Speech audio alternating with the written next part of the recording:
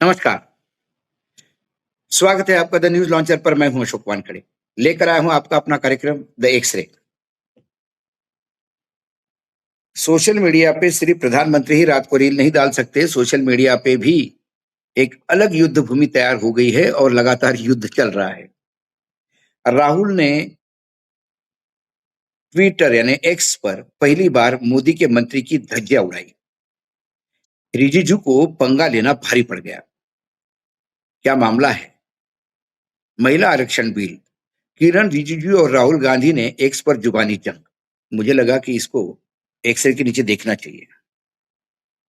क्या चीजें क्या हुई और क्या नहीं। महिला अधिकारी और महिला आरक्षण विधेयक को लेकर यानी महिला अधिकार और महिला आरक्षण विधेयक को लेकर लोकसभा में विपक्ष के नेता राहुल गांधी और केंद्रीय संसदीय मंत्री किरण रिजिजू के बीच सोशल मीडिया पर जुबानी जंग छिड़ गई। राहुल गांधी द्वारा महिला सशक्तिकरण पर जारी एक वीडियो संदेश पर चुटकी लेते हुए रिजिजू ने उसे उनका हृदय परिवर्तन बताया। तो वही राहुल गांधी ने तीखा पलटवार करते हुए पूछा, 2023 में पारित महिला आरक्षण कानून को केंद्र सरकार ने अब तक लागू क्यों नहीं किया? राहुल गांधी ने शुक्रवार को इंस्टाग्राम और एक्स पर साझा किए एक वीडियो संदेश पर यह प्रतिक्रिया देते हुए किरण रिजिजू ने एक्स पर लिखा, यह कांग्रेस पार्टी की ओर से एक सकारात्मक संदेश लगता है। राहुल गांधी जी में महिलाओं को लेकर एक स्पष्ट हृदय परिवर्तन चेंज ऑफ हार्ट दिखाई दे रहा है। अब मुझे उम्मीद है कि कांग्रेस पार्टी बिना शर्त के महिला आरक्षण विधेयक का समर्थन करेगी। क्या हुआ था कि एक्स पे आप देख सकते हैं राहुल गांधी का ट्वीट, उसको लेकर मतलब किरण रिजिजू का ट्वीट है नीचे इंग्लिश में, it seems to be positive message from the Congress party, there is a visible change of heart in Shri Rahul Gandhi about woman, now I hope Congress party will support woman reservation bill unconditionally. ये tweet Rahul Gandhi के एक video पे था, उस पे राहुल गांधी ने reply किया, वो भी देख सकते हैं आप। रिजू जी, संसदीय कार्य मंत्री होने के नाते आपसे बेहतर यह कौन जान सकता है कि महिला आरक्षण विधेयक 2023 में ही सर्वसम्मति से पारित हो चुका है, कांग्रेस के पूर्ण समर्थन के साथ।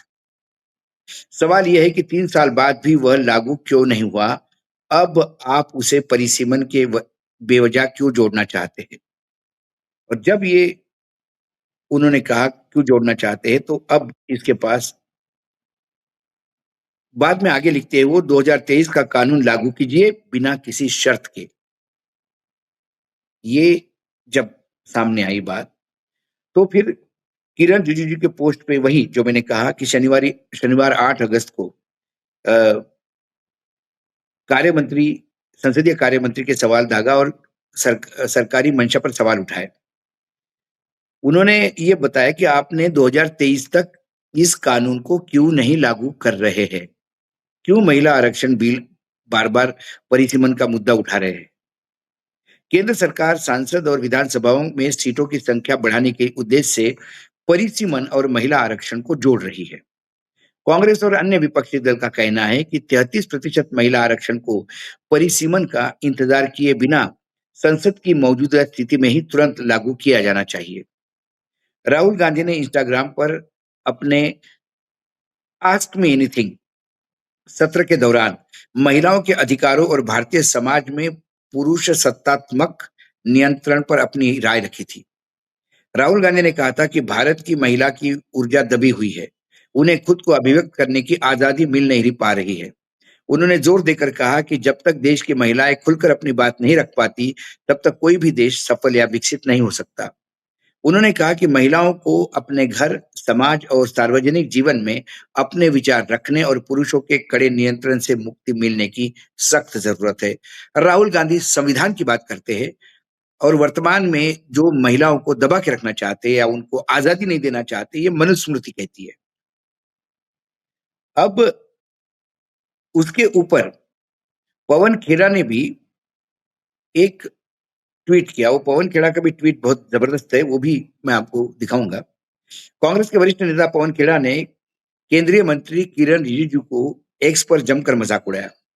खेड़ा ने रिजिजू को लिखा है, क्योंकि आप भारत के पूर्व प्रधानमंत्री इंदिरा गांधी जी की इस बात की सराहना करते हैं कि उन्होंने अपने द्वारा उठाए गए कदम को स्पष्ट रूप से स्वीकार किया था, तो आप अपने गृह मंत्री को यह सलाह क्यों नहीं देते कि सीधे उन्हीं के अधीन काम करने वाले 2 सुरक्षा बलों द्वारा छात्रों पर की गई हिंसा की जिम्मेदारी स्पष्ट रूप से स्वीकार करें?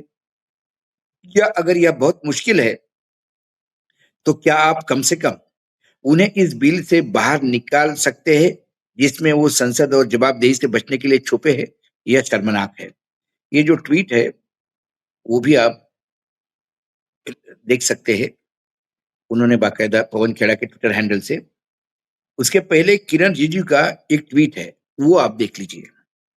Although we do not agree with the politics of these steps taken by the former Prime Minister Srimati Indira Gandhi ji, she was blunt in admitting the action that she had taken. Now Congress party is not even realizing their own errors.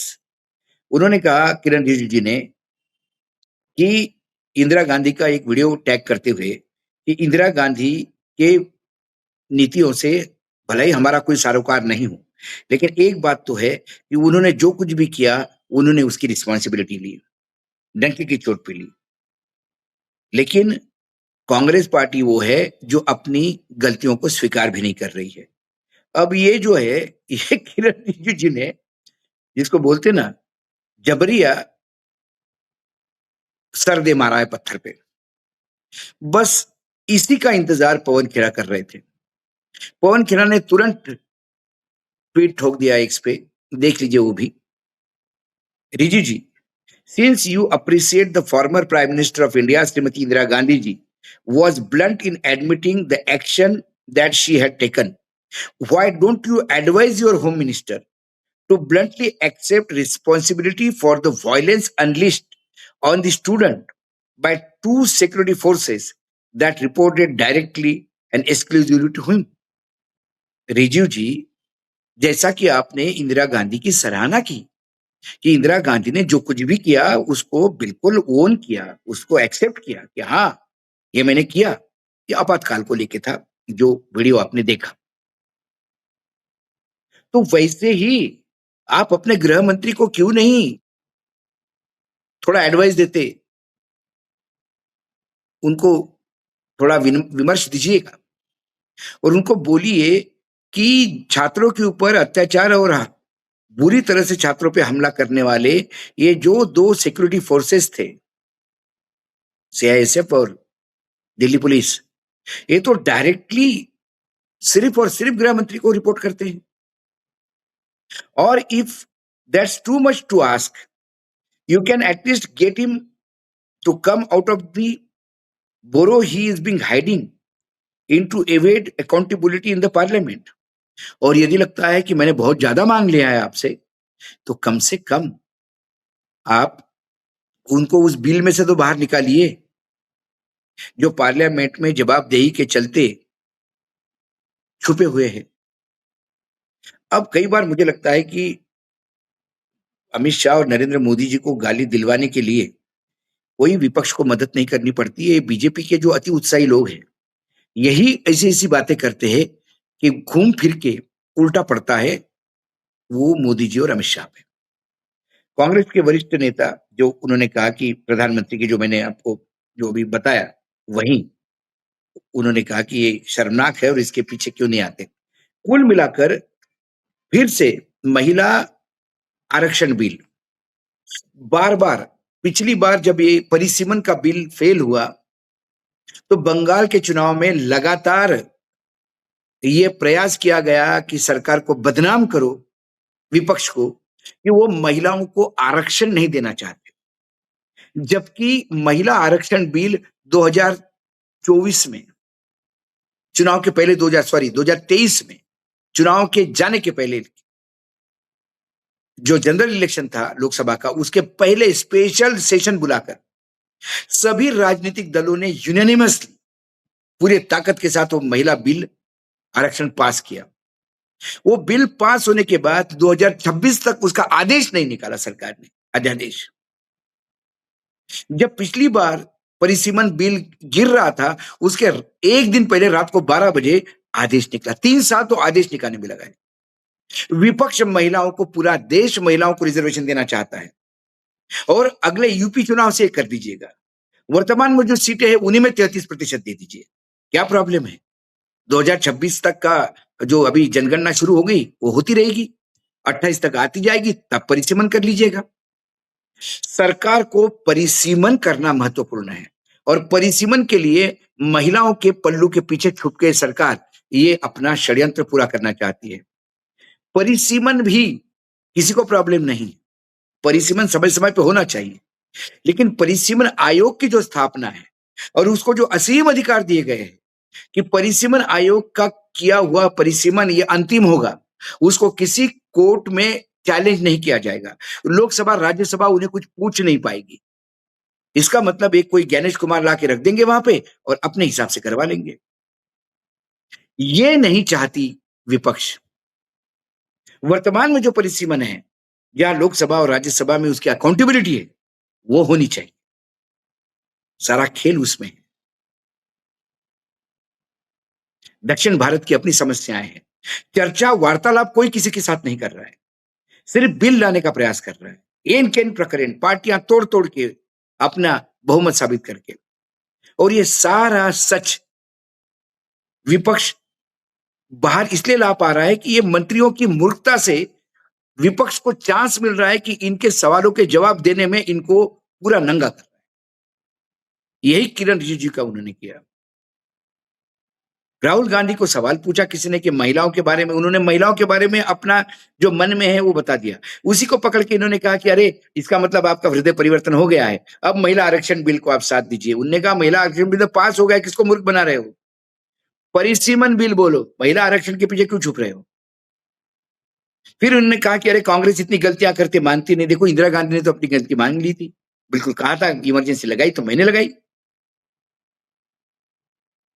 तो पवन खेड़ा शुरू हो गए। अरे भाई, इंदिरा गांधी में हिम्मत थी, जो भी किया गलत या सही बताया तो हाँ मैंने किया। आपका भी तो बोल है ना गृह मंत्री कि हाँ मैंने लाठीचार्ज करवाया। वो छुप क्यों रहा है? दोनों जगह सरकार की किरकिरी, पार्टी की किरकिरी किरण रिजिजू ने करवाई। ऐसे यदि मंत्री हो मोदी जी के इसमें, तो उनको दुश्मनों की जरूरत नहीं पड़ती। कम से कम एक्सरे से तो मुझे ये दिखाई देता है। आज एक्सरे में इतना ही, कल फिर आता हूँ किसी विषय के साथ। तब तक के लिए नमस्कार, देखते रहिएगा न्यूज लॉन्चर।